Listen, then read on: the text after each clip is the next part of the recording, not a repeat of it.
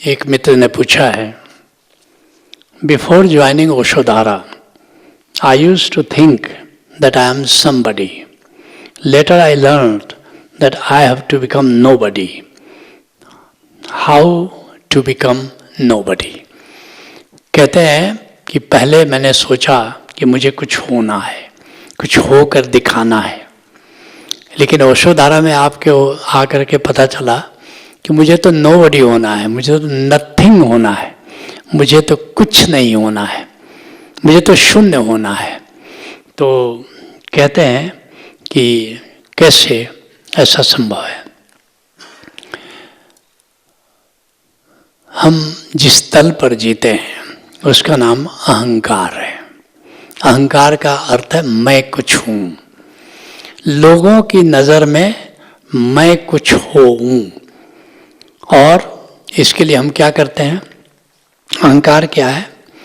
जितने भी तुम्हारे झूठे परिचय हैं, जितने भी झूठी पहचान है तुम्हारी, वो सब अहंकार है। अभी क्या पहचान है तुम्हारी? मेरा नाम सो एंड सो है। अपने नाम से तुम जाने जा रहे हो। ये नाम तो तुम्हारी पहचान नहीं है।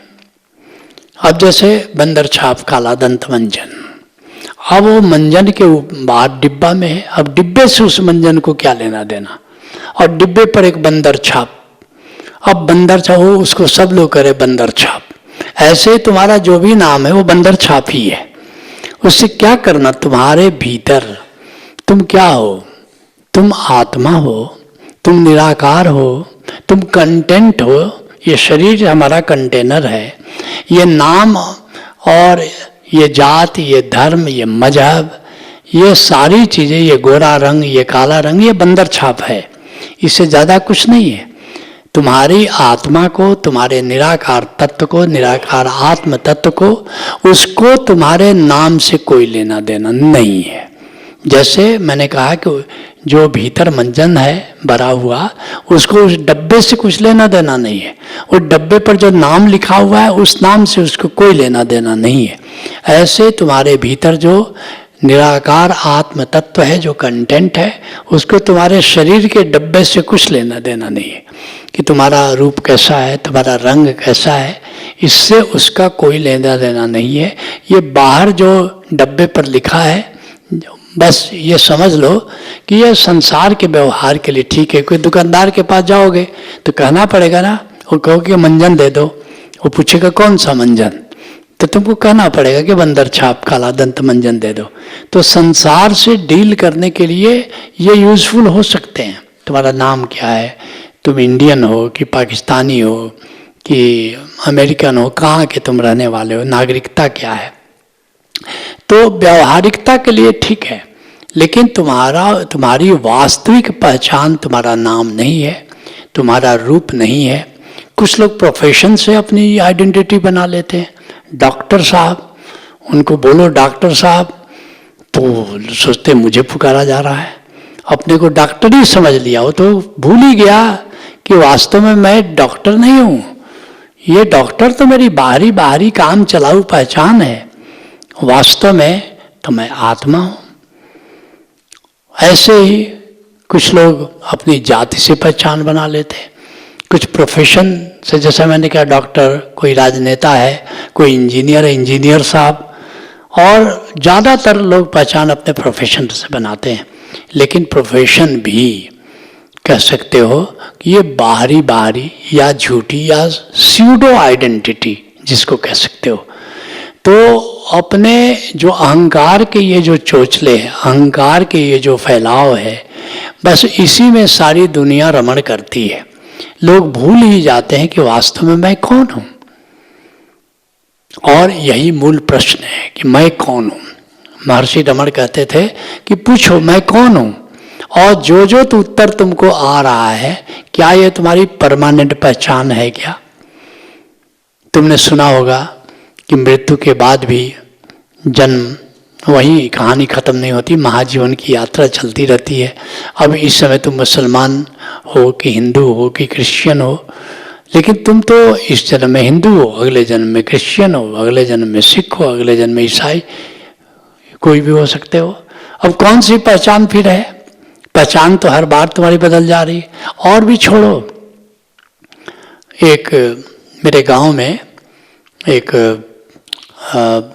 हमारे रिश्ते की दीदी थी, तो उसने हमसे कहा, उसकी शादी हुई, बड़ी बारात सुंदर आई, 1 किलोमीटर लंबी बारात, हाथी घोड़े, और क्या दूल्हा उस घोड़े पर बैठा था, मोड़ बांधे, क्या सजा धजा था। देख करके हम छोटे थे, बच्चे थे, तो अभी भी याद है क्या बारात थी, क्या रोबदार दूल्हा था। तो जिसकी शादी हुई उससे मैं दीदी कहता हूँ। तो दीदी करीब 2 साल पहले आई, उसने कहा कि आपने कहा था जब तुम छोटे थे, तभी कहा था कि हाँ दीदी आऊँगा तुम्हारे ससुराल में, एक दिन आऊँगा, लेकिन लगता है वादा भूल गए, अभी आए नहीं। मुझे भी याद आया, दूल्हा बड़ा रौबदार था, मुझे भी मन था उसको देखें जा करके। मैंने कहा दीदी अब इस बार मुझे बनारस जाना है, तुम्हारा गांव कितनी दूर पड़ेगा? बोले कि नहीं, मेरे गांव से होकर के ही रास्ता जाता है। मैंने कहा कि मैं आऊँगा। तो मैं गया, बड़ा सा घर था और 2-3 आंगन पार करके अंदर गया और इंतज़ार करने लगा कि वो दूल्हा आएगा।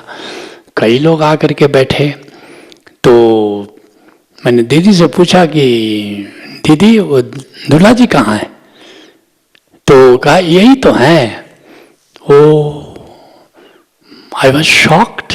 एक बूढ़ा आदमी, दांत टूटे हुए, आंखें धसी हुई हैं। हमने कहा कि ये वही दूल्हा जी, रोबदार घोड़े पर बैठे हुए? मतलब हाँ यही तो है। मैंने कहा सच क्या है? वो दूल्हा सच था या बुढ़ा सच है? दोनों में सच क्या है? कौन सी पहचान असली थी? वो जो युवा था वो पहचान इसकी थी, या ये जो बुढ़ा है ये पहचान? और तब मैंने सोचा कि न तो वो पहचान असली थी, न ये पहचान असली थी। ये जो भीतर का तत्व है, भीतर का जो आत्म तत्व है, असली पहचान तो हमारी वही है। अष्टावक्र जैसे पहुंचते हैं, सारे दरबारी हंसने लगते हैं। अष्टावक्र भी ठहाका लगाते हैं। जनक पूछते हैं कि ये दरबारी हमारे हंसते हैं, ये तो ठीक है, तुम्हारी चाल ऊंटों जैसी है, लेकिन तुम क्यों हंसते हो? अष्टावक्र कहते हैं कि राजन, मैं इसलिए हंसता हूँ कि किन लोगों से तुम सत्य का निर्णय कराने के लिए ये शास्त्रार्थ तुम करा रहे हो। टेढ़ी होती ईख भला कब रस टेढ़ा होता है, वक्र नदी का हे राजन कब जल टेढ़ा होता है।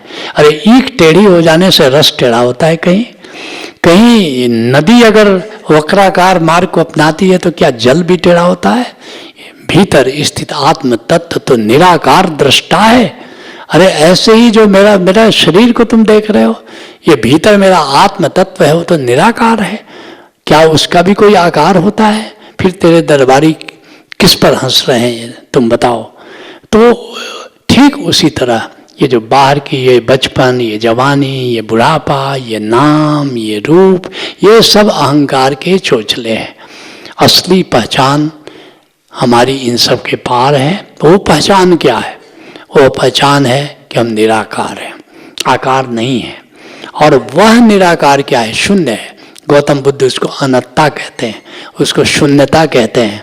जो चेतन है, जो आनंदमय है, जो शुद्ध है, बोध है, चैतन्य है, उसको कैसे जाने? उसको कैसे जाने? ओशोधारा में जब कहा जाता है कि तुम शून्य हो जाओ, जैसे ध्यान में हम क्या कहते हैं, अपनी शून्यता को देखते हैं, धीरे धीरे देखते हो कि ये शून्यता, यहाँ नाद गुज रहा है, यहाँ तो नूर जगमगा रहा है, यह शून्यता तो पूर्ण है। तो पहला चरण है कि अपनी शून्यता को जानो। वैसे भी एक सूफी फकीर कहता है, मिटा दे अपनी हस्ती को, अगर तू मर्तबा चाहे, दाना खाक में मिलकर गुले गुलजार होता है।